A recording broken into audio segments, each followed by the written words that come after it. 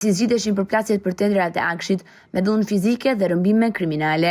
Shenjat e para për këtë sjellje janë dhënë diku në vitin 2022. Bigena Schroeder, një shqiptare rezidente në Gjermani, pronare e kompanisë Meseli në Tiranë AS SHPK, kishte marrë pjesë në disa tendera të zhvilluara nga Akshi. Në vitin 2022 ajo kontaktohet nga ish zëvendës drejtori Daniel Shima.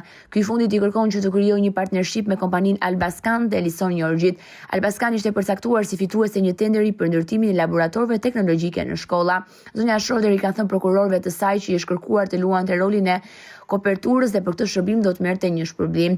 Ajo thotë se ka refuzuar ofertën se nuk i është paraqitur drejt për drejt nga Elison Jorgji dhe ky i fundit i ka thënë se nuk merre më me të, por duhet të takosh Ermal Beshirin.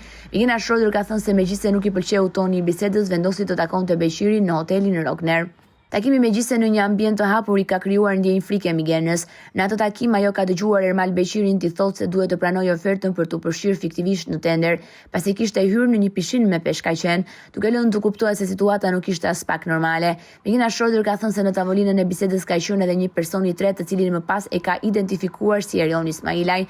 Në drejtori i policisë së Tiranës, njeriu që në atë kohë ishte iniciuar hetimin penal ndaj Geron Meçës, Advanced Business Solution, rivalit të Ermal Beshirit. Ajo pranon se ka hyrë në tender, është shpallur fituese si pjesë e një konsorciumi dhe një pjesë të parave ja ka kaluar kompanisë AS Solution të Ergyes Agasit në formën e nën kontraktimit.